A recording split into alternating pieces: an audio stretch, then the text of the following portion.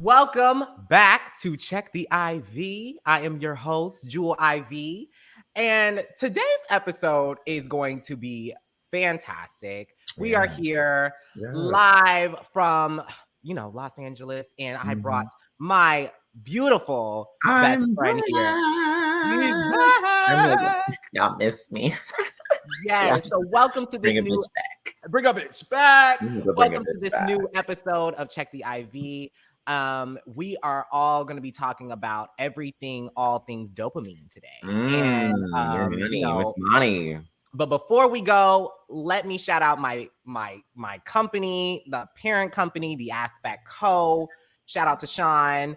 And go ahead, if you have not already, go ahead and like and subscribe to the Aspect Social and Culture so you can stay in tune with what we got going on here. We are moving and shaking over here at the Aspect. We got a lot of things moving and a lot of things coming up. So you want to stay in the loop and know about what is coming on the Aspect and ASC. Okay. So can't wait to do that. And I don't want to spoil any new details, but they will be coming very, very, very shortly.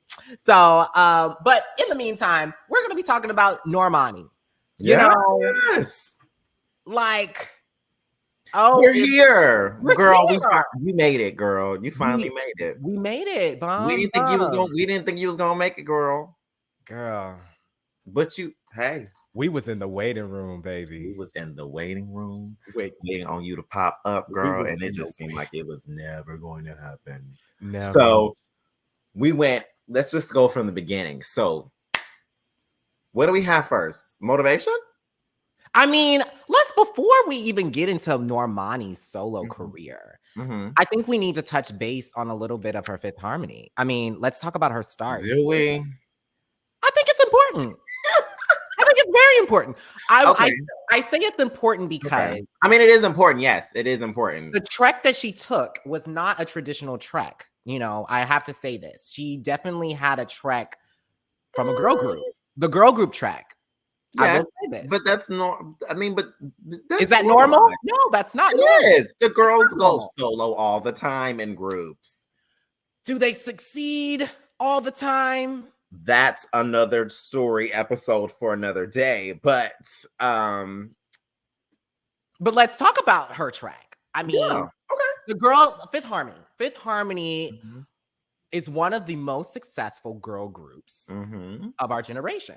Yes. And I will say that with confidence because not just on albums and charts and just, publicity, of impact on culture, but I'm just going to say like the hits that we got, Work From Home, there's so many generational hits that we were getting from that. And also that girl group, when they split, they all kind of had their tracks. It wasn't like, just Camilla was just gonna go and do her thing. Now Camilla came in solo, guns blazing. Yeah, did on pop, straight pop, gas. Havana, off the charts. Off the charts, just charted off, and then she kept going right there. But Normani, I mean, Lauren had her thing.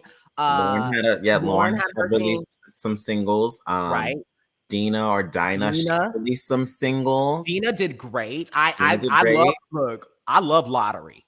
I love that song. Like I was like, I don't know that song. Oh wait, we've talked about that though. I know her other song though, the R&B song. I like that song. She got Retrograde. She got a lot of cute little bops. And I was like, EP was good. Her EP was good. Yeah. And Lauren's was good too. Lauren collaborated a lot with Ty Dolla $ign. And we saw the independency within the group. You forgot one girl, Allie. Allie did her thing too now. Allie was good too. She was on Dancing with the Stars. She put out a few solo singles that was on radio. And Allie and Dinah, I believe, they're like really close and they kind of do music together still. And I think that's pretty dope. And I love how the girls all still support each other. They do. I just recently seen a screenshot of, I don't know if you've seen it in the group chat, but Camila commented and on showed Normani. support for Normani's album. I was like, I thought they didn't like each other. Well, you can't just, I mean, they're in two different lanes. They're still, you know, I think they're in two different lanes. And I'll say this why. I'll say how this correlates, you know, with just the way their treks went, you know, when they left the group. So Camilla, of course, was the first one. She kind of started off and did the pop realm, and it was really good. She had a great hit, Havana, and it continues to escalate from there. And now she's coming in, emerging on her new era. She's got a new song with Lil Nas X, and you know, it's for the gays, it's for the girls, you know, it's everything's for the girls and for the gays now, you know. But Normani, now, we've got to let's take it back now. Did we get Motivation first? No, we did not. We did not get Motivation. What did we get? Oh, we got Waves first, right? No. Before even all that grandness. Okay. Before we got into any of her solo music, she came out with a #1 feature, Love Lies, and with Khalid. And that was top. That was #1. No, that started her. That started the track when she spun. When that girl was on that spun, and she spun and dipped and dropped on national television. Yeah, I said, yeah. Who's doing that? And that's choreo. That's and she's a dancer. She's a dancer, she's a real dancer. Absolutely. And you know, she's from Houston, born in Houston, raised in NOLA. She's a Southern girl. So once I saw that, born in NOLA, raised in Houston. No, born in Houston, raised in NOLA. No, born in NOLA, raised in Houston. We don't track that. I think no. I'm fact checking. I'm fact checking that. I'm fact checking because if you listen to hold on, still. No, not you playing the song. She said, "Look, she says it's still in the strip club with my feet raised up, feet up, Houston raised." Hold on, she finna sing it.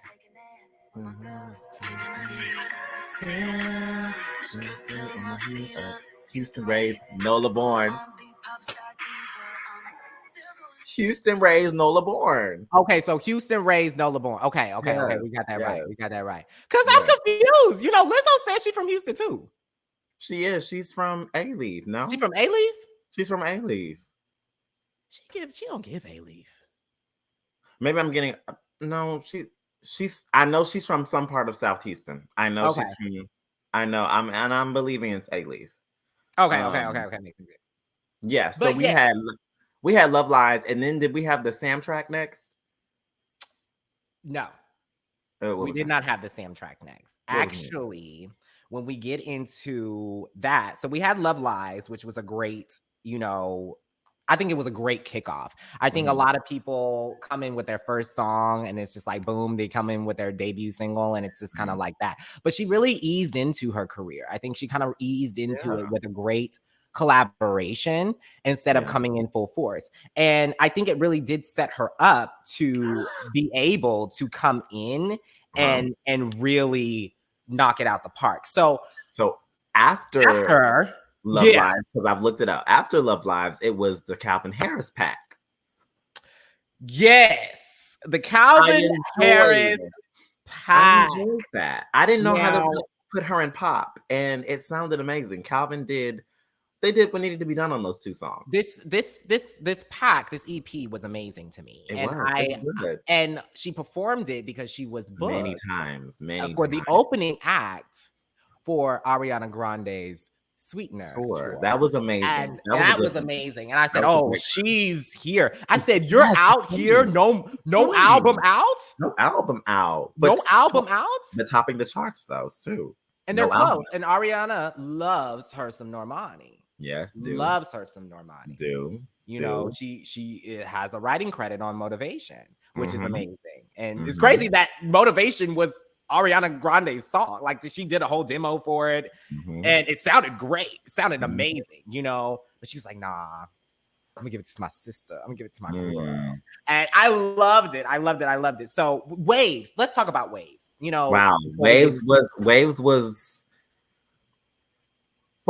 the reset. Waves was the reset. We saw her getting into some very alternative dark R&B. At first listen, I was like, okay, I can see you going in this direction. I really seen her. I wanted to see at that point her expanding that sound more, right? It gave Full Moon vibes. As in just The aesthetic, ambiance and the aesthetic yes. of Not that. necessarily the sound fully, but I'm just gonna Yeah, say not the sound fully. the Maybe visual. more evolved, maybe a more now sound of what Full Moon will sound like now. Right. Um, But it was giving a full, like I saw her vision in the sense of like, yes, and then it Six was Flags very clear. It was very clear. It was very clear. I loved this moon, this blue, this Afro. Okay. It's touching Afrofuturism. It's like Just a little bit, absolutely. and I just loved that element that she was I love giving. the direction. And I had never seen that in a newer artist. Now I saw it a lot with, with the Brandy, Aaliyah. A lot of them had that Afro peak in futurism. Even Eve, like had that Afro peak in futurism. And I just loved everything that came across when it came from that, just because it was something that Blacks, in music had not been able to see and had not been able to fully wrap their head around, in the sense of, oh, this is something that we can tackle. This is something that we can come on. Just something that we can do too and do it better. We can do it better. This is where it originated from. Let's be clear. Let's talk about it. That's another story for another day. But, that set up the tone. I think Waves set the tone, and we're like, okay, we get this. Yeah. We know that she's going to be an alternative R&B artist in some capacity. So then we get into... Then she switched it up again. She switched it up again. Showing us, it's crazy though, because at a point I was like, where I was confused by the direction, but now looking back into it, she was really giving us different genres. With the Calvin Harris pack, which was straight pop. Yeah. And it was because Checklist is still on my It's key. Pop, it's dance. It's pop and it's dance. I want to know VVS. Okay, so that should have been marketed. That should have been pushed in the summer. Yeah. Like that should have been. It definitely wasn't pushed enough. Yes, and even the song that's the other song that's on there was a very nice, smooth pop song. Like it wasn't something that I would see on the radio. It wasn't something that I would see promoted, but it's something that would fill in that same thing and say, okay, she can do this too. And but really, it was the Sam Smith collaboration that really put Dancing her with the Strangers. That gave her wow. That welcomed her kind of into the pop sphere all the way. Like really, really, it solidified her star power at that point. Yes, absolutely. Because Sam Smith was emerging. We love he was on he had been there for a time, but he was more ballad. It was more sad and it was more deep and acoustic. And now we're getting, look at his last era. His last era was just like a lot over there, over the top, androgynous. It was great. So this was that escalation that you could see within his music, that he was going into more of mainstream pop. It was very much hitting those 808s and hitting those beats that he didn't really have in the beginning of his career, but now he's doing it with another artist that's also emerging, and they're peaking not at the same time, but they're also very much elevated in this sound, which I felt like they're kind of like they're trying a new sound, and they both tried a new sound, and it ended up really good. They ended up succeeding, blending very well, absolutely. Like blending very well on the song. And I think that was one reason that I still play the song to this day, because it's just a really good song. And it also is nostalgic. Like it's that 2019 peak, pre-COVID. So I know, like, I still reminisce on pre-COVID music, just because the shift in music in 2020, the shift in the industry as a whole, was crazy. It was something that we had never seen before. Yeah. So, understanding that tone of music before that shift is still good, like to reminisce and still to capture and see what artists were doing and making before they were locked down and they started to emerge in other realms of music. So in that 2019 break, baby, OMG, we get the song. We get the That song. was the supreme of the year. Top single attached to no album. I'm upset though because justice for that song. We didn't get enough for that song. And I would say she had an early, It was lots of stumbling and falling. Not but stumbling and falling. The release was fine. The release was amazing. perfect. The release was perfect. Everything after the video, I think it just, to me, But you have to think after the MTV Awards, it plummeted for me. But let me tell you something. Even in that MTV Awards, there was issue. MTV. I love MTV. I think we've all grown up on MTV, and we still have love for MTV, even now in the space that it's not even music focused anymore. That's on y'all's branding and marketing. Sorry, but in the sense of MTV, they did the same thing with Victoria Monet. To me, I think this was kind of like a preempt to Victoria. They had, this song was airplay. This song was everywhere. This song was the song of that. It blew up on social media. It blew up on social media, blew up everywhere. And I just think for her to not be in the initial lineup for performance, is crazy. Oh, they weren't going to have her perform? Not even immediately. She had to put that performance together very quickly.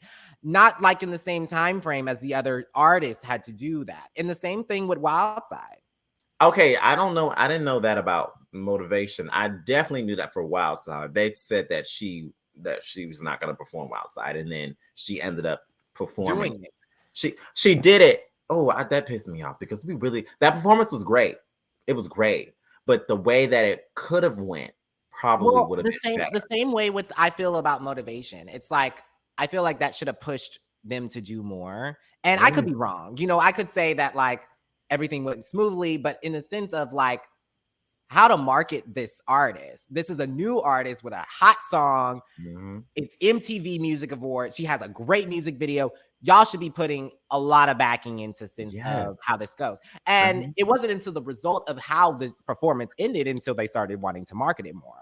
Of course, putting it on YouTube, pushing it out, and making sure that the song was doing well so that they can revert to the music video. So I think it's subjective. I think that's, I don't know if they didn't see Normani being fully there, but I felt like that was a pivotal statement to say everybody's eyes on Normani right now. That was a moment in pop culture. Everybody had their eyes on Normani. We knew. Everybody knew that she was. Everybody knew. She was the moment. And, she had Wildside. Diamonds came after that. So was another single with her and Megan. Didn't really do so hot. I mean, I don't think it was marketed. It was a soundtrack song for, I believe, Birds in the Prey. That song. It's not a cute song to me, but it's an album song. It's a soundtrack for the film, and the film did really well, actually. It was a mess. So then we get to the peak single. The peak single, Miss Wildside.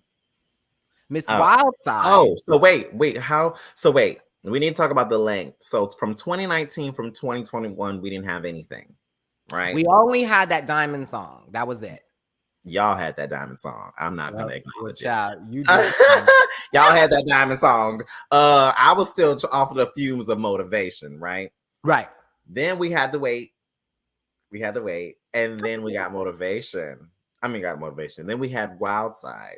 Wildside came out of a freaking was another reset from Normani. This stabbed everybody. I think it was kind of like she came up behind y'all real nice and secret and said, "Gotcha." And I said, "Wow," because it'd be gone that long. Take the damn song out of it. I'm just gonna say, let's remove the track, and you were just watching the video of Wildside. Like if you're just watching that video, I'm in awe. Like I'm just in budget awe. Budget alone. Budget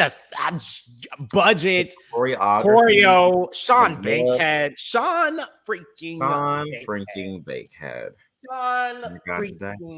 Bankhead is iconic. And He'll forever be iconic. He will forever be iconic. He is the going to day, go down as he's like another Fatima for our generation.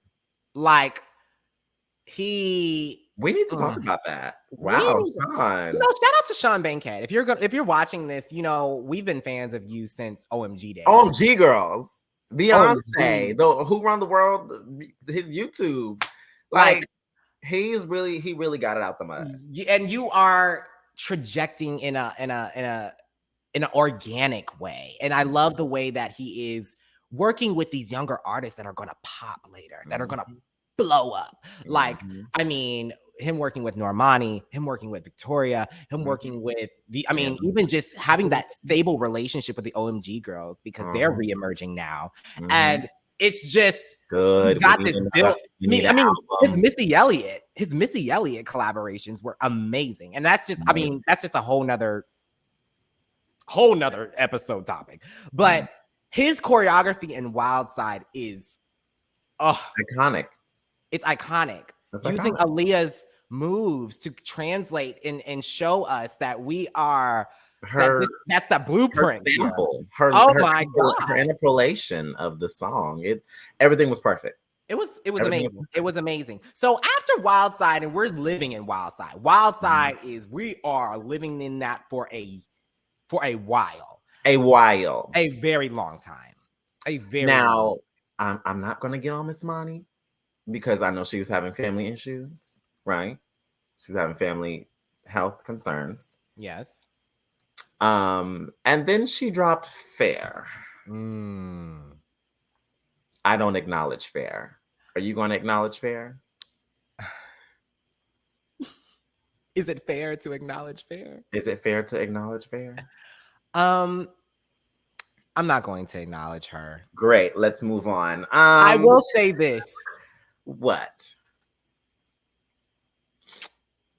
For that to be the song that you go perform on late night TV. Well, maybe she thought the album was coming at that point. And then she was like, this shouldn't have been not on time. I'm glad, because this shouldn't have been on the album. This should. You know what? Okay. And then when we finally get into the album, we're about to hop into it. I see it now, but it's hard to see things when you see. Hold on, you see Fair on the album? Let me speak. Let me cook. Because Fair is what? It's an R&B song. It's a down tempo type song. I don't think Fair is bad, but the way we got it and the time length again made me not like the song. Because then after you dropped it, then you left it.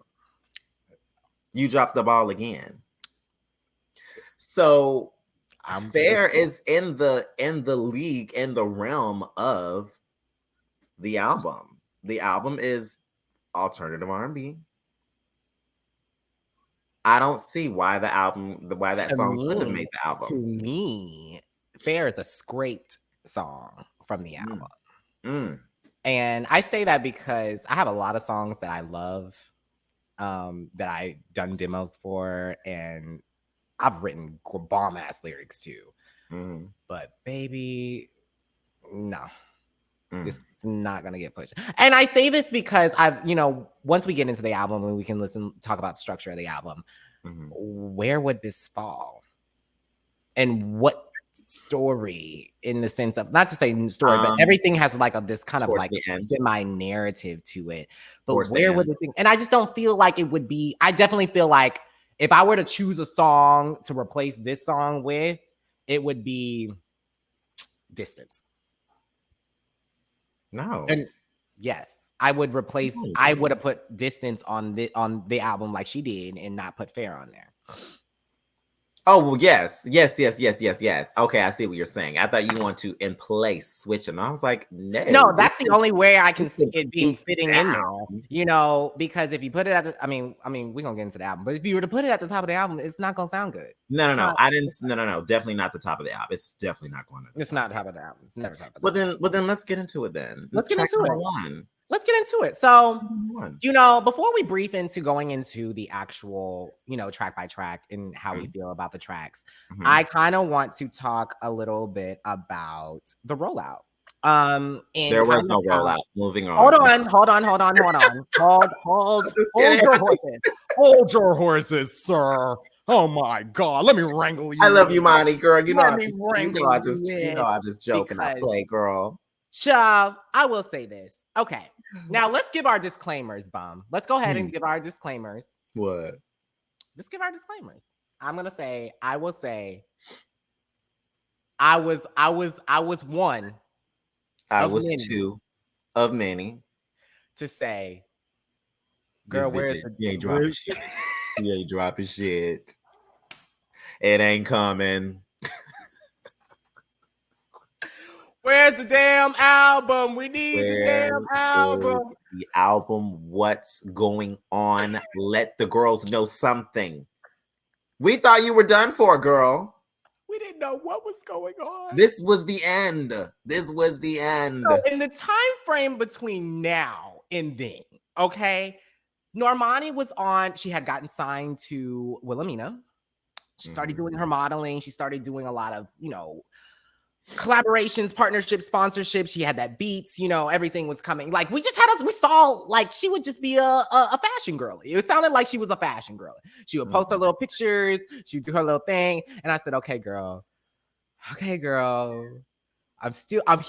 with you. I'm still here. But girl, you gotta give us something. Like all the girls are coming out. Like I was just like, can you come so you can knock these girls out the park? Because I just know that you are. So I was just a little disappointed. So I was one of those. I was one of them to say, Normani, bitch, you're not coming. Normani's not coming. I was one of pictures. I was eating the pictures up, but when you were being endorsed by the Nutcracker and all these other things, it just didn't make sense because where was the music? You have all these deals.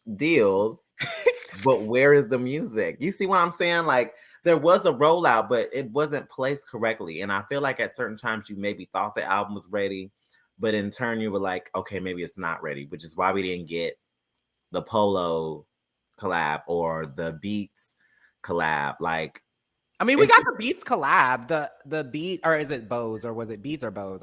It was headphones. Yeah, it was headphones. It was headphones. And you teased Candy Paint in that. And you teased Candy Paint, and then you didn't drop the song. Okay. Now there is one artist that has done this before. And but when we get this artist, she's not Mother. Okay. She is not Mother, but she's learning from Mother. And the mother that we're talking about is Miss Nicki Minaj. Miss Minaj has. Oh, wait. No. You know who I thought you were talking about? Who else I was talking about? Who?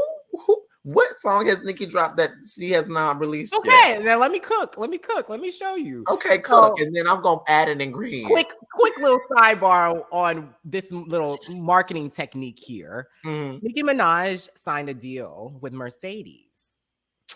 Back before Queen, in the Queen era, launching the Queen era.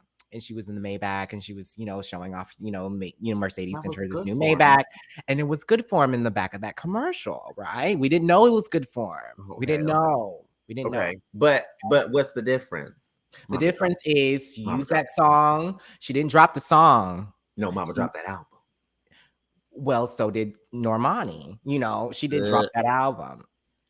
And also Good Form did become a single off of that album. So it makes sense. I see the strategy here in the sense of what we're doing. We're going to tease a song. Yes. And I will say this. If you are not a Normani follower or you are not into pop culture or what is coming out from new artists, you wouldn't have known Candy Paint. You wouldn't have known Candy Paint. We've known Candy Paint for a long time. A long periodically amount of time. Just like we know a lot of unreleased Beyonce music that she's just sitting on, and she's not going to ever release. But in a sense, we know these because we listen and we keep track of this artist. Right. But in a sense, if her releasing that Beats campaign and them listening to it and they're like, oh, hold on, I like this, for a new person that doesn't know Normani or is being introduced to Normani, it gives a good marketing technique. Okay, I see where they went with that. This is where I started to get a little iffy. Okay. We get to wait. Did I miss something? No. You didn't miss anything. I was just gonna say real quick before you go back to that point. I thought you were talking about Beyonce. You know how she teased you know, no, what was it that song? Which one? You know the one, the Pepsi commercial. The love what I walk, huh? Because I walk. Oh, no, we didn't get that song. We didn't. She was holding off. We kept playing that shit. Well, she did the same thing with Standing on the Sun. Oh, and that one too. That one too. But the album came up. Beyonce Giselle knows you're just a sick after lady. That. You're just a sick lady. She's a sick lady. She's a sick but lady. I love Mother. I love her. I love Mother. I love your sickness. I love Mother. But beyond that. Mm-hmm. So we get this. Okay. So then, we haven't heard from Normani. We haven't heard from Normani. We got it, but we didn't get it. We didn't get it. We got a commercial. We got an ad. Okay. Did we get a commercial? We got an ad. We got a social media ad. I haven't seen not one thing pop up on my TV. Okay, so we get a social media ad. And let me say this. I'm not eating her up. I'm eating the team up. Continue. We get the ad. And now we are in 2024. Okay. Let's just jump. We're in 2024. She says, I have an album title. She tweets that. We get the album. Okay. So we got to tell them. We ate a couple of months. So that was once down the line. We get a couple more months of nothing. And then she says, oh, drop out of nowhere. And this is what shocked us. You dropped this picture of you on this damn rocket. Okay. Lovely photo. Lovely rocket. We're still confused. Well, and then in that, she dropped the teaser for 159. So we got a little bit of something. We got something. We got something. Now, you still left us on. Let's talk about 159 because I already told you how I felt about the song. Now, yeah. Let's talk about how I felt about the song. Okay. Wait, before you do that, would you rather go into the album and then we get to 159? Okay, we can do that. Let's do that. Okay. Okay. So let's get into the album. Well, before we get into the album, let's talk about a little bit before the album. So the week before the album was dropped. Oh, the release party. You talk about the release party? Yes, I was invited to go to the release party. So I was invited. Jada, Emerald, and I was invited. I love it. There's levels to it, baby. I was invited. You need to be in the building. We were invited to go to the listening party, and this is what sold me, and I said, okay, I understand. Because I got the teaser. I was like, okay, 159, it's a call. I get it. I just couldn't get where it's landed. And also, I will be frank, I did not like the song as the first single. I did not like it. I said, this does not fit the rocket.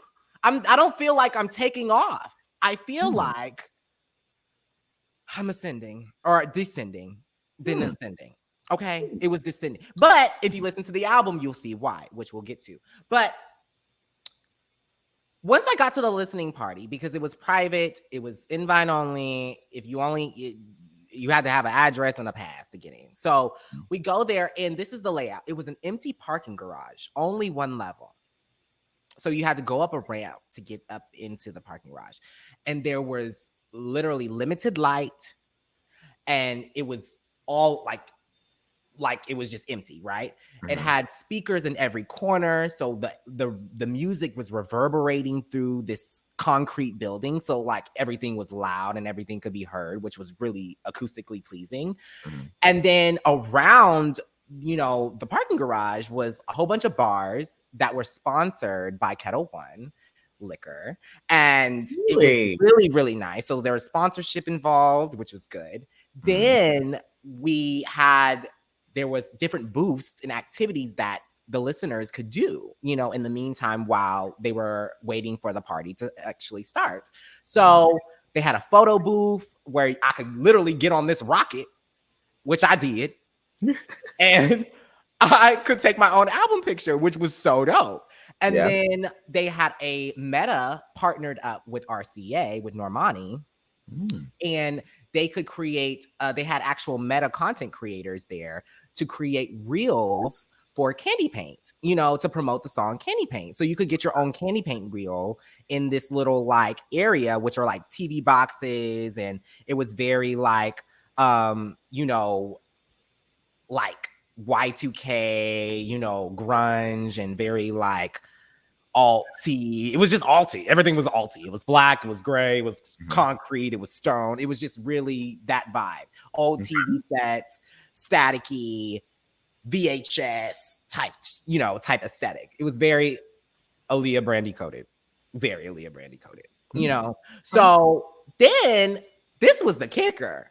Well, they also had another station, which was like a t-shirt. You could get your own t-shirt, and it's spray painted, custom spray painted, which was cute. So you could get a Dopamine shirt, and it's you know, Dopamine colors, Normani, yada, yada, yada. You get a poster, and you also get a bag with her emblem on it. It's super cute. I love that emblem. It's, the emblem is, I love it. I love it. I love it. I love it so much.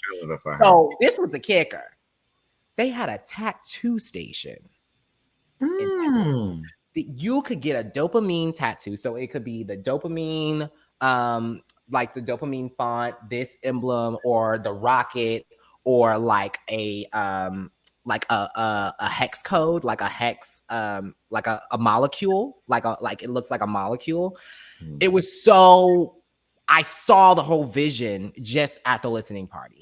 And then her entrance was amazing. She came in on like a Back to the Future type car, and we couldn't see the girl.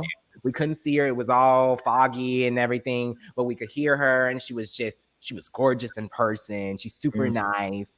And she was only there for like 30 minutes, child, and she dipped. But yeah, it was quick. But she listened and she played the album, and it was very like, she only played snippets. It wasn't the full like album. So I heard the tone and the mood of the album, and I said, oh yeah, this is gonna be it. This is gonna be it. Like I saw the full vision there, you know, everything that was there, and encapsulated what she was aiming for. And I think RCA did a really good job with the listening party. I think it was really, really cool. Drinks were free. Everything was free. You know, it was really good.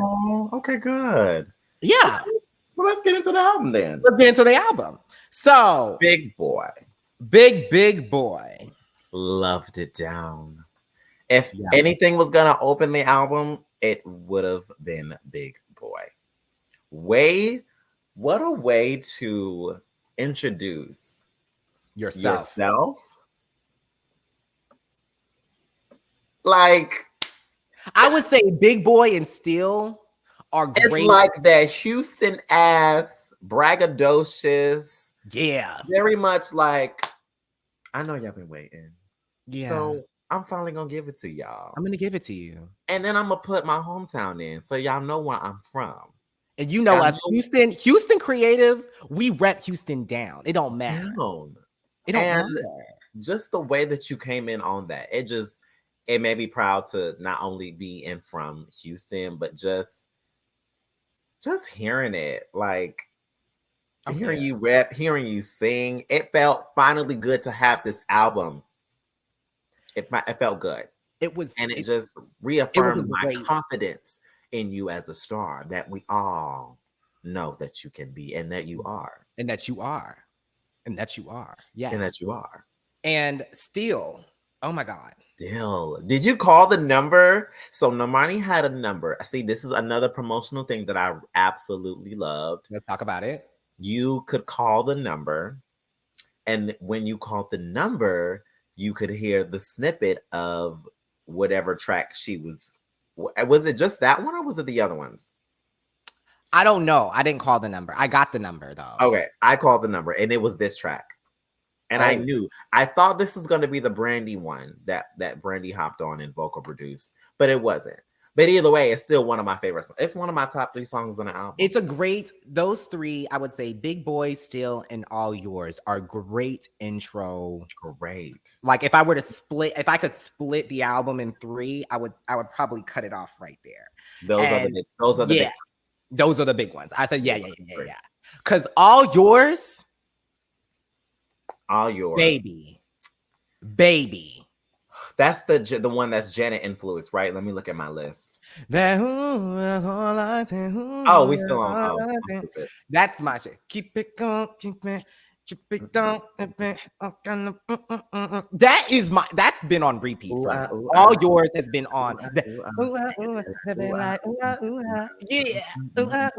Yeah, that's been on repeat. Normani, it's good. I love the ambiance of that song. You walked in the studio and said, "Bitch, I got something to say." I have something to say. She really did have something to say on this album. Oh, she had a lot to say. She had a lot to say on this album. Like we said, those first 3 songs. I was taken aback. I was like, I'm sad. I'm sad, and I'm not moving. Right, and I'm not moving because you've got me already. You got me already with Still and Big Boy. Right. Then you topped it off with like a sweet ass song such as Still. Yeah. I mean, such as All Yours. All Yours? Yeah, All Yours was just like, it wrapped it real cute. It just wrapped it around real cute. And then you give us these 2 tracks that I would group together because Lights On and Take My Time they don't have a similar tone to them, but like it's kind of like a break in a sense a little bit. Because those first 3 songs are like boom, boom, boom, boom, boom. They knocking. And we get Lights On, which is just takes us down. It's like, can we just... And you know who I felt wrote this song that did not write this song? Because I heard her tone in it. I said, ooh, 7. I thought 7 wrote this song. Did she Lights On? I don't know. Did she write this song? I know she wrote Distance. Yes. Let's see. But 7 had this. I felt like she was on this song just because how she came onto it. It gave 7 Streeter. And I was just like, oh my gosh. Even though she's on the album, but she's not on this song. I just felt like this was a 7 song, and I'm a big 7 Streeter lover. And Victoria wrote this one. Victoria wrote this one. That Monet girl. This was so, let me tell you something. This was a mother-daughter moment. I don't know if anybody knew it, but literally from the first 5 seconds of the song, do you know what I said? What'd you say? I said, Janet. Mother, is that you? Are you here? Are you here are you in the room with us? She's channeling. She channeled so hard. Oh, so hard. Mother. It was amazing. I love that song. I love Lights On. It's such a good, even like, and it's a full song. Like I'm full when I listen to it. It's not that I'm lacking or I'm missing anything. It's a full song. So Lights On, amazing song. Love it. And so this is, so I put those and Take Your Time or Take My Time. I like Take My Time. I think Take My Time gives that pop mall song. That pop song. And it's like, take my time. Oh, baby. That's why I think it's such a summer cute, like, oh, I want you to. Like, it's such a cute song. Like, it's a groove. It's like a break in between all of this dopamine, literally. All of this kind of moody but sexual. It's dopamine. Like, this literally fits the title. Like, every track is a dose. Like, you get a new dose of her or a new dose of something, you know? So now this is one of my favorite parts. I put these 3 songs. I put these 3 songs in a category. Brandy, I put these 3 songs in a category. Or actually, I put these 2 songs in a category, not these 3 songs. It's just these 2 songs. So you get those first 2 songs, Lights On and Take My Time, and then we get into Insomnia. Brandy, bitch, and Normani. Mother. This is what I'm talking about. Mother-daughter moment. Mother-daughter moment. Mother-daughter moment. Mothering. Really mothering. Really mothering. I really feel like the legends need to start mothering, getting with their idols. Mothering. I mean, our legends, the ones that we love, the ones that we grew up with and our parents grew up with, right? That we know and love now and stand.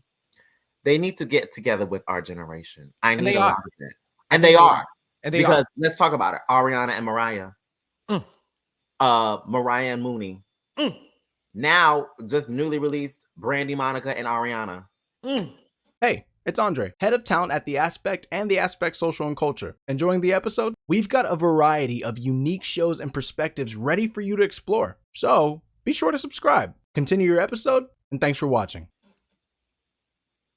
Are you kidding me? Whew. Are you kidding me? Now, I mean, what would complete this is Janet and Tinashe. What would really complete this? What really would complete this? Who do you have in mind? Well, I mean, Tinashe just got a cosign by Beyonce. She just got, yeah. So we know Beyonce likes nasty. Well, we know Beyonce like Tinashe. Well, we know. I mean, Tinashe is not a Rock Nation. It's not a Rock Nation artist, but she's at every Rock Nation event. Right, but Beyonce has publicly, I don't think she's publicly said, but she put her on a favorite. Okay, so you can say it's publicly. She publicly put her. He publicly co-signs her. Like she did. Very she does. She had at the Rock Nation. She had to perform at the Rock Nation. She's publicly co-signed Normani. I mean, yeah, a lot of artists have co-signed Normani in the sense that they be like, she's the one to look at. Nicki Minaj did it. Beyonce has done it. You know, everyone has said, "Oh yeah, we want Normani. We want her. Like we really do." So. Insomnia. Wow. Now, this is the drink that I had at the listening party, and it was like all the drinks were titled or named after song titles. So there was a 159, there was an Insomnia, there was a Tantrums, I think, or there was another one. Like it was, and there was a Candy Paint, and I got an Insomnia because I like espresso martinis. And that was it was with Ketel One espresso martini or espresso liqueur. It was really good. Actually, shout out to Ketel One. I will have another one. I would have another one. Thank you. Did they tell you the ingredients in the drinks? Yes, it did tell me, but it didn't tell me like the breakdown of how to make the drink. So Ketel One, if you're watching this, RCA, send me. We would love a sponsor. We would love a sponsorship. We love a cocktail. The recipe. Yes, the recipe. Send that over via email, private. Thank you. So this song, oh my gosh, like I relate to this song very, very deeply. Like the core message of what she's saying. I was like, oh, you had been through it, you had experienced it. You were like, this is it. Yes. Yes. Like I was like, it's that feeling of moving on from something or someone, and they're consistently present or consistently being there, even when you are trying to distance yourself, and they create insomnia for you. I cannot get away from you. I'm up late. I'm still thinking about this subject or you or this person, and it's giving me insomnia. Like I can't. I wish you didn't call me. She was ministering, and she let Brandy. And Brandy is the backbone to this song. I don't think y'all understand. Backbone. The fucking backbone to this mothering song. At an all-time high. Like, and I saw so many people when the album dropped, they were like, "Where's Brandy? Where's Brandy?" Me, because I wanted to know which track. And I said, do y'all not? She's all over this place. She's all over this. Like the influence is there. All of these areas is mother. She's his mother. She's all up in there. She's all up. And it blends so well with Normani. Like, yes. They blend. Their vocals blend so well, and the arrangement she learned a thing or two. She learned a thing or two from. Oh, Brandy was definitely saying, "Why are you down there? Why are you down there?" She was definitely Whitneying her. Yeah.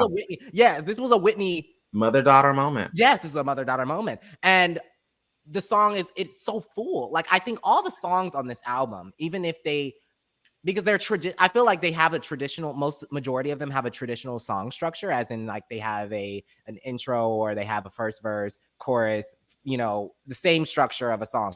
Even if it lacks a bridge, even if it has a lacks a bridge or a traditional bridge that we would normally have in a song. Mm-hmm. Shout out to Dionne Warwick. Shout out to her. Okay. But a tradition where that bridge at. But this, even if it's different, even if it lacks a traditional bridge, it's still a full song. Still good. It still was over 3 minutes.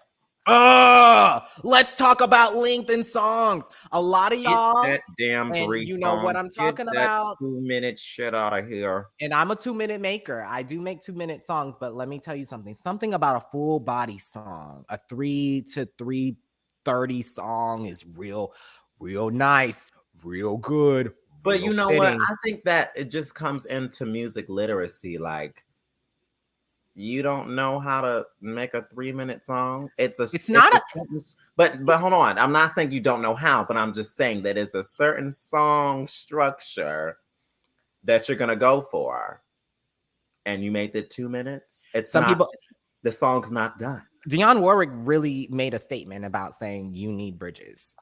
Bridges are. You don't need them. Like they're not. There's multiple songs that are great songs that don't have bridges. Right. But I'm saying in the sense of a full body structure, understanding how to stop your first verse, second verse, and chorus. Bless you. Sorry. But understanding that. Because your melodies are going to change, your harmonies are going to change, but understanding to break that structure and to have this bridge that can loop it back together, that's a main thing. Shout out to Michelle Williams. Queen of Bridges. Queen of Bridges. Queen. I don't know after that. Queen. So it's just like understanding that song structure and being able to implement it multiple times. That's a Beyonce. That's a Janet Jackson. That's a Brandy. And that should be a Monica. That should be the bare minimum nowadays. And it's not. Well, it's scaled down. You know where we are in music. People want quick music that doesn't have to. People aren't listening to full albums anymore. We know this. Beyonce has said this they want those quick little hot singles that's selling like hotcakes. But you're not selling the album. Get up. You're not selling the album. You're selling these little quick little streams, these sensing. You're sensing, but you're not selling that full thing. And the reason why we're not fully buying albums, and I probably would say this as a consumer, is because I don't buy albums that don't have a full body narrative and a full body sound. What am I buying? The rollout was trash. But we will not. I will say this. I will justify the rollout, and I will conclude that at the end. I wasn't giving that straight to Normani, by the way. I was just saying in general, because the album is good, girl. You made up for it, girl. I fuck a rollout. We here now. You said fuck a roll? Fuck a rollout. We here now. Even though there kind of was a rollout. There was a rollout. This rollout. There was money. There was money spent. Money was spent. Money was spent.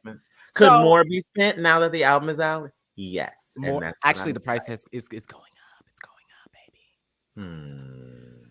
Once I start seeing that chart data and say, "Ooh, she's gonna debut where?" Ooh, RC is gonna say, But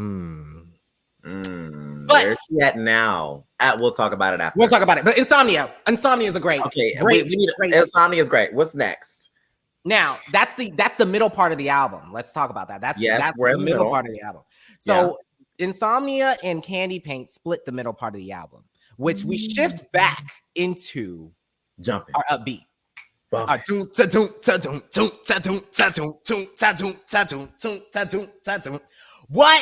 This song could have been Supreme, and I will talk about it can still be Supreme. It is still gonna be Supreme. It still can be Supreme. It still can. It still can. I'm gonna be optimistic and say Candy Paint is still going to be Supreme. And I say this why? Because we have seen tracks this year specifically, and we've seen it in history, that have debuted very low or can debut very low and rise literally through the weeks. And we are seeing this with Sabrina Carpenter's song. We are seeing this with Nasty by Tinashe. We are seeing we really saw this. We really saw this with two artists, Victoria Monet and On My Mama, and Flo Milli with Never Lose Me. Wow. When I say organic charting. Espresso, organic charting. Get into that. Yeah. That's how it used to be. You didn't have to debut in the top 10. No, you didn't. You didn't. If you debuted even at 80, perfect example, Gaga. Her song was out. What was that? Her first single. Poker Face. Or Just Dance. Debuted very low. A year passed, her shit was number 1. Yes. And it's all about, you got to always think about timing. That timing. So, quick story. Espresso didn't debut. It hit UK charts higher than it did the US charts. The UK bitches know. Certain songs sometimes do. UK know. Listen, UK has a grand. Shout out to the UK music. Shout out to the UK because they know. Before the US knows, the UK knows. The UK knows. We saw that with Renaissance real bad. Real bad. You can see that with any black music. Any black music, really. Any black music. Y'all love us. It's gonna hit in out of the States. It's gonna hit. Yeah. But with this one, it was you like Espresso hit and it did really well. It took the US so long to understand that this was a hit. It wasn't until Dave Meyers did the music video with her to really showcase this world that we were getting. And I was like, oh yeah. I was on it before the music video dropped. I was on it. I was like, think about me, think about it. I was in it, baby. I was telling y'all, I said, this is my song. And I knew about it, but I just wasn't paying it no mind. Song is great. No one was thinking about where it was going to go, and it was going to be probably one of the songs of the summer. And then you see how it is now. So it charts. I think it's within the top 10 right now, Espresso. But her follow-up single after that is number 1. Is that Please? Yes. So you see the trajectory of how you can come in. That first one is good song. It didn't do so hot, but that second one, because they already listened to that and they were like, "Oh, I like this girl. Everybody's like, oh, I like Sabrina Carpenter now." Now we over here hopping on that bandwagon. Come on in. Hopping on that bandwagon. Same way with Normani with this Candy Paint. I really feel like Candy Paint is going to cut down those barriers because it's. Once she puts a visual out there, once she does a couple of performances and really showcases this, I mean, it's already on TikTok raving. So, and before the release, we were raving about it. We only had a snippet. We were promoting the shit. Didn't even know what was going. Didn't know nothing. Tick, tick, bump. That's all we knew. And just was dancing. Just dancing. So Candy Paint is amazing. I love the song. It's taking a little bit for the general public to kind of get around with it, but I will say specifically with the single release compared to the album release, there's some differences. She went back and said, "Oh, add them vocals, more vocals, add those harmonies. We're missing that. We're missing that too. Why are y'all? Why?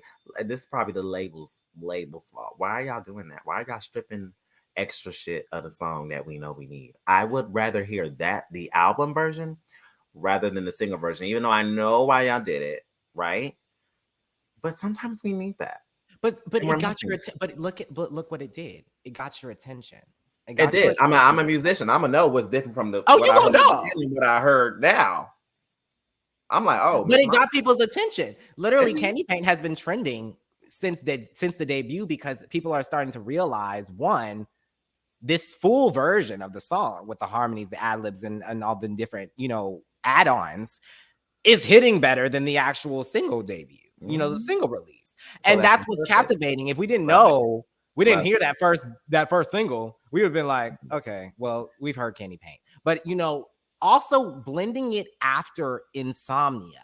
Like listening to Insomnia fully through and then going into Candy Paint. Whoa.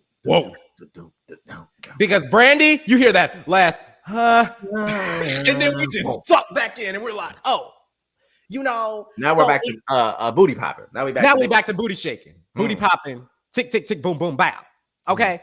Yeah. So, and then we Grip. go to the sample, that Kung Fu Grip. Kung Fu Grip. I keep Fu playing that song. It's really becoming a favorite of mine. And yes, it is. I'm not mad at it. When you text me, you said this. You were like, "Wait till you get to Grip." Wait till you get to Grip, this. because I'm not mad that it's short. It gives what it needs to give in its time frame, and it moves on. It's cute. It feels like a cute interlude, kind of. Yeah. It feels like a really cute interlude. It gives interlude vibes. And I stand the shortness of it because it's great. Interludes. Yeah. I'm a fan of them. I'm a fan of them. Yeah. And I'm not mad we didn't get an interlude for this song. People aren't doing interludes anymore. They should. You should if you know what you're doing. I would say interludes open the potential for more listening. If you know what you're doing. I will say this because I still to this day, when I meet this girl, when I meet this woman, I'm gonna question her. I got two women to question because they got two interludes that I wanna touch their minds. Is Mother on that list? Janet, is Mother on that list? No, Mother's not on that list. Okay. There's another Mother that Miss Jill Scott. That Crown Royal song. Why is that so short, babes? I'm with Taraji on that. Why do I have to keep clicking? You think if you had the full version, you'd still listen to that? Yeah. And same way with Birthday Cake and James Joint with Rihanna. She loves to unfinish the song. She pissed me off with that. She pissed me off. Because why did you do that? You're psycho. You're insane. But you're literally insane to me. It worked because I kept. And that's probably why those two albums. Favorites. Mothering. So this is why it's like interludes are good if you can get and hook what you're doing. What you're doing. Why is James Joint the second song on Auntie? The fact that that's the second song on Auntie, you're sick. You're a sick woman, Rihanna. Every time you kiss me. Wow. I'm ready for her new Mew Mew. We ain't gonna talk. That's okay. Yeah, I know. I just want to put it out there. We brought her up. I just want to put it out there. Yeah, we all waiting. Where's the damn album.com? Thank you. 159. 159. Okay. I like 159. Not as a first single as you, but clock it. No, but wait though, because I'm not gonna clock it all the way because it set the tone for how the album is going to be now. To an extent. It let you know what the album's going to be about because when she dropped 159, then we got the promotional single of what the whole aesthetic was, and it made sense to me. The first Dose video, which we get the Candy Paint snippet where she's on the rocket, and at the end, and we get a full version or a full, run through of this whole Dopamine, situation. And I think she's going to come out with some more visuals because this was the first dose, so I know we're gonna probably get some more doses, and I think I like the releasing of how it is because no visuals just yet, only one visual, but like it's really going to that theme of letting the audience really take in this music, letting the audience really accept what majority of this money is spent on. Let's talk about budgets and albums. It's the album that is the majority of the money that is being, or a little bit, but I would say outside of the marketing and publicity. Let's say that, outside of the marketing, the publicity, and the music videos, the album is the core thing that we're selling. The album is the core thing that we want people to focus on. All that other stuff is fluff. You know, that's going to come and revert back to the album. The tour reverts back to the album. The music reverts back to the album. The marketing reverts back to the album. All of that is in tune to buy and purchase and push the main product. And if they solidify that, I think that's what I was kind of thinking too. Like, if they solidify the album, it's gonna be perfect. No matter what the numbers say, no matter what the charts say, if y'all solidify the album and she keeps dropping the visuals and hell, doing the TikTok, just promoting, because now we're here. So you promote. We need a tour. We need some. And she's going on tour. She did announce that at the release party. I remember. She's going on tour. We need TV performances. We need some hype around. And I feel like it's gonna come. I really do feel like it's gonna come. I just hate that it's so late. I hate that it's not preempted. You know, it's late. It's not preempted like I wish it would, but I see the organic growth. I see even with 159. 159, like I said, and I mentioned at the beginning, it's not a single choice. I would have flipped it. I would have flipped. I don't even know if I would have flipped it. I probably wouldn't have released it as a single if I was in her camp. I wouldn't have pushed it for a single. I think it's great because she doesn't have that many features on the project. She only has 3 features, and I think Gunna is a really good. He's on a wave right now. So I love Gunna. Like I would have preferred Bryson though. Ooh, I would have preferred, because that's a wild card I didn't even see. Yeah, he remixed Wild Side. There's an unofficial Wild Side remix with him on it, and he sounds perfect. He would have done great. And he just released a project. So it would have made sense too. It would have made sense. To me. I think Gunna was a good choice because if we're talking about artist trajectory and what they're doing at the same time, he just dropped his project not too long ago around the same time that 159 dropped. So it was very much in sync to introduce and kind of piggyback off of those things, which was really good. I like the visual. So we didn't get a visual for 159. You talking about the album teaser? The album teaser. That I guess that is the visual for 159. I guess that's what we get. So the visual was cute. Like I think it set the tone for set the tone. Absolutely. Yeah, I think it set the tone. And I think the only thing I have in listening to the album now fully through, and I like the song. I'm actually a fan of the song now. And I think it took me listening to the album in full listen, to really catch up. I'm sorry, I'm late. I didn't like it as a single. I just didn't like it as a single. I wasn't liking it. But other than that, we get into the last half of the album, and I would say I put Distance and Tantrums in the same category. I love them. They flip to me. I love it. I love the sound exploration from Tantrums, but the lyrics of Distance, though, like we really get into core Normani at Distance. She's at her most vulnerable, yet powerfulest. That is so her superpower. But I think that's her that's exactly what I was gonna say. Her superpower. Another person who said this about an artist, L.A. Reid. Shout out to L.A. Reid, even though he's under like a lot of scrutiny right now. But L.A. Reid, you gotta lace me up on that. What's going on? Oh yeah, some Me Too shit. But outside of that bracket of L.A. Reid, L.A. Reid told Toni Braxton that she has a niche in this industry.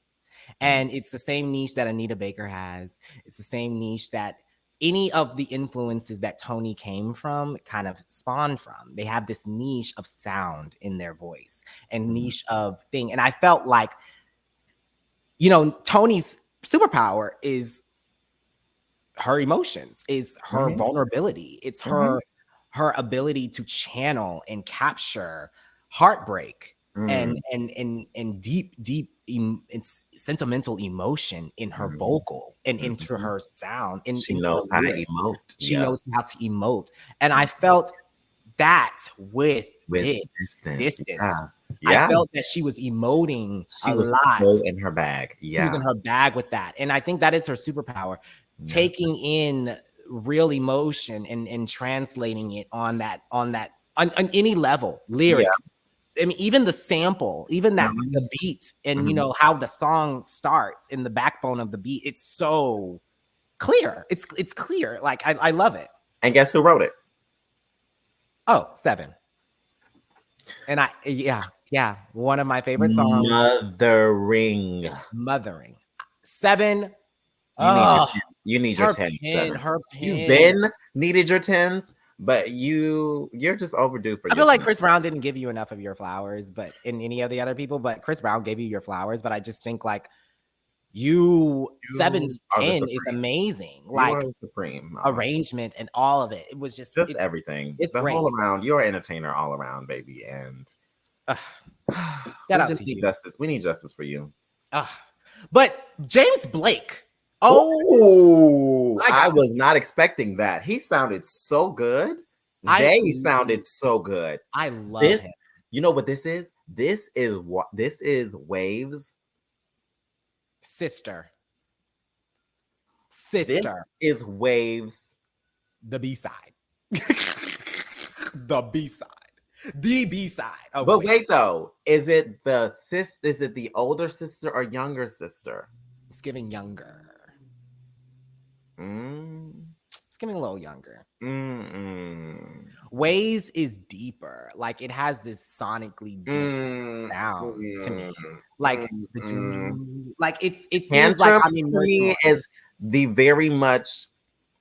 We'll say Tantrums is the updated version of Waves because Tantrum gives it more. She evolved that sound that she was going with Waves. It gives younger sister. It gives like I'm coming again. You know, that's what I think about when I hear Tantrums. Tantrums is so really evolved. Good. It's so haunting. And the that emoting. It's haunting. It's haunting. Very it has this haunting and eeriness to it. You know, but it's not uncomfortable. It's not like I'm scared. I'm more intrigued. I'm more involved. You know, like I'm enveloped into this sound, and I felt like I sink into the sound. Like I'm stepping into it, and I'm sinking into it. Very much like Waves, but Waves makes me feel like I'm I'm immersed in it. Like I'm immersed in that. Like same thing with how I feel about the visual. I feel like the visual of Waves really matches that sonic sound that they built together. So I think that the production of sound and the song really evokes what the visual gives. And like I same way with Tantrums, if they were to do a visual for that, I feel like it would lean that direction, like you're saying, that alt direction that she's going down. And, you know, I love when artists start dabbling into alt shit. It just shows different. Shows you can do it all, baby. Shows that you can do it all. You can do something different, and it's weird. And it's like, I never thought you would do a song like this. Girl, keep doing it. Yeah, the same way with Beyonce. Like, yes. When she leans into it. Haunting was crazy. Haunting Ghost. God damn. Get out of my life. Mother. Working 9 to 5 just to stay alive. What the hell's wrong with you?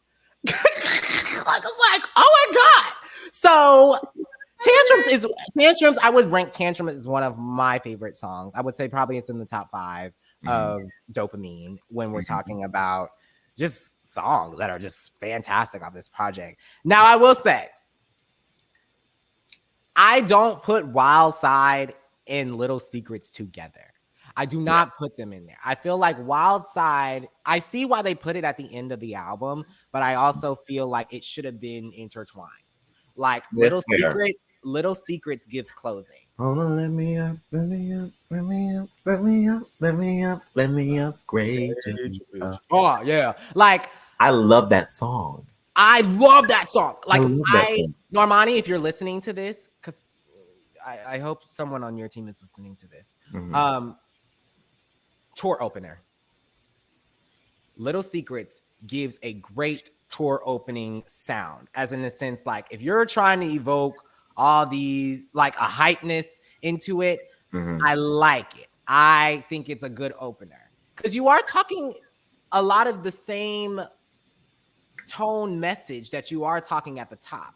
You're very much saying like, let me upgrade you, let me show you who I am, let me show you that I am that bitch and I can be that bitch and I will be that bitch. And it's giving that same message that you gave at the top with Big Boy still, you know, and I love that. I love it because it's the closing.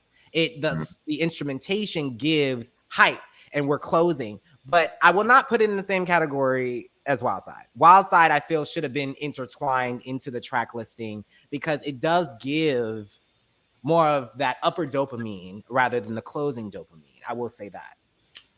I will not agree with you. Ooh. I don't want to hear that in the opening of the tour. Ooh. But one thing I will say regarding the tour and that song, I want to hear it live because I know the way that they're going to transpose that. And then with the guitar, I think that's going to be, you know what I do think it's a great tour opener. I'm sorry. She was sistering and then mothering because do you know what this track reminds me of? This reminds me of Aaliyah. Oh, I have a the Red album. Ooh. This reminded me of what is it? I can be the only woman in your life. I don't know why. Because of the guitar instrumentation, maybe that's what I thought in my head. What I got from this, if I could compare it to a sister, it gives takeoff. It gives takeoff like we're lifting off. It gives like I'm on this rocket and I'm about to take off. That's the sound that I get off of Little Secrets. I say it gives Joyride. It gives that build of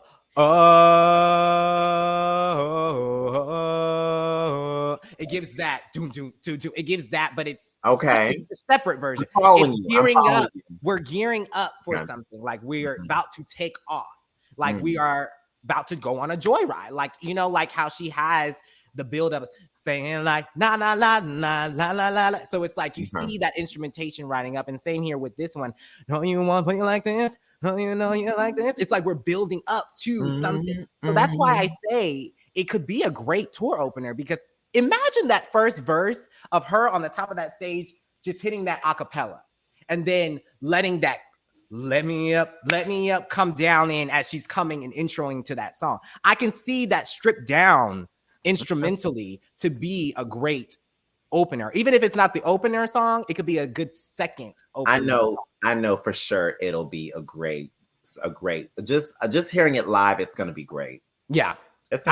I love it. And we already talked about Wild Side, child. We know how we love Wild Side. We love Wild Side. I thought it was great. I thought it was a great closer. She said, like she said in the beginning of the album, bitch, all these platinum hits. All these and people were like, well, why did she add Wild Side to this? If you fucking sold 1 million. Sold over 1 million copies. And you're gonna get it. And you're gonna get it again. And you're gonna get it again and again. I'm not mad about it. Of course, I'm attaching this is gonna make it platinum even more. I'm not mad at it. Put it on the album. The song still sounds fresh, and I'm gonna replay it every single time. Every single time, because it's that good, and it's that good. Dopamine.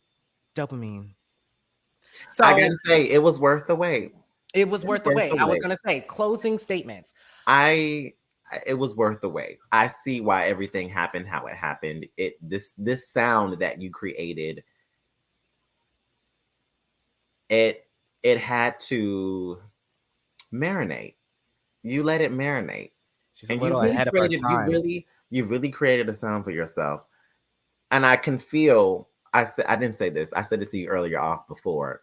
But we would have gotten a different Money. We would have gotten more pop Money. We would have gotten a pop Money. If things were not so staggered. But I see what you did here. And I'm not mad at it anymore. Because we're here now. And I love the way that you let this album sit and marinate. And marinate and cook. and cook. And I understand you it. served it, and you served it. And you served it up. And I understand why now everything happened how it happened. So kudos to you, Money. I'll be Money, streaming and buying. I will be streaming and buying. And We'll be going to the tour. And we will be going to the tour. Shout out to RCA and shout out to probably going to be Live Nation. It's giving Live Nation. But go ahead. I'm excited to see how this tour comes out. And I'm excited to see more of this dopamine world that you're building for us. Yes. I will have to say, more concept building. Yes. I will have to say, like, debut albums are so hard. You know, like, those are the most compliments that I've seen from artists, you know, that have been congratulating Normani. It's just saying, you know, this triumphant success, you know, to release a project is so hard. Even if it's like, it doesn't matter what it is. If it's a painting, a film, anything, you are relinquishing your art to the world for all levels of criticism, all levels of hate, all levels of positivity, all levels of everything, and criticism overall. And I don't, at first, yes, as a consumer, I was very much, where's the album? Where's the album? Where's the album? I just want more. I want to hear more. But as an artist, as a creative, understanding that process takes time, and understanding that life can get in the way, and understanding that trials and tribulations are going to arise within the creation of art, and you have to face those head first, and they also blossom your art. They also create more art for you to embrace and into to absorb into what you're creating. And I feel like that was this. I feel like that was this. It was such a perfect. Even with the stripped down rollout, it was not even about how to market you. We know who you are. We've seen you, you're present. You created a staple for yourself, like I wanted to address at the beginning in Fifth Harmony. We know that, but this is different. And I would say she has one of the top debut albums of this year. And it's I would say one of the top albums I've heard this year, but one of the top debut albums, and right next to Tyla, very much rounded albums, well-rounded, full albums. And I say full and well-rounded with emphasis, because I've heard a lot of albums outside of our legends and our mothers that we talk about that don't have full rounded albums. I don't get all levels and layers of you. I only get one tone or one layer or one subjective thing. And I'm not going to say names, but I'm going to say that is key to one, being a full rounded artist and being able to jump from genre, but being able to be a true creative, being able to be comfortable in releasing that part and expressing that part to the vulnerable public, being vulnerable to the public, to the general public. So I think those are good, because not everyone's going to like Pop Mani. Not everyone's going to like, different versions of Mani. But I think debuting that and saying, this is who I am, this is my sound, this is what I can do. You just laid it out for us. You really laid it out, and you accomplished so much sonically in this album. Gave homage to so much. You gave, oh my God. Gave homage to so much. Remember, oh my God, we didn't even talk about the influences. Brandy 211, I heard the influences. Chris Brown, I heard the influences. I heard him. I heard the Pharrell Williams. I heard the influence. I heard the influence. Beyonce. We heard the influences. We know who these people are. We know they've inspired you. The Houston rapper samples. The Bun B and Bun B. Like, we know where you come from now. Just like I said off them first two tracks. You let us know who you were. I appreciated that. I appreciate it. And so Normani, amazing job. Amazing album. RCA, amazing job. I can't wait to see what comes further and more of Normani's journey through her artistry. I'm a big fan of hers. I just love that she's just this emerging artist that's in our generation, and she's really, really, really doing it, like on all levels, acting, modeling, singing, and dancing. She's not just a triple threat, she's a quadruple threat, and in the making, and it's only going to go up from here. So congratulations, Normani and Normani's team. We loved it. We love the album. Get it together. And go ahead, if you have not already, stream Dopamine. It's a great album, and I suggest you listen to it from top to bottom. No listen skips. to the album. No skips. It doesn't. You need to feel the full roundedness of it. And shout out to that. So, but also thank you, JeJuan, for being here once again. I love having you as my guest. I love being here. So we will probably be seeing a little bit more of you. Well, it's not probably, it's confirmed. So I'm super excited. I'm not going to tell them what's going on, but if you like this episode and the previous episode that JeJuan was on with Gag City, you're gonna get you're already ahead of the game and getting absolutely of what's to come down the lane. So thank you again for her coming on and doing the album review with me. And if you have not already, go ahead and like and subscribe to The Aspect Social and Culture so you can get all of the Check IV notifications that you would get from me already on YouTube. So, yes. So, thank you again. Until next time. And like always, check the IV.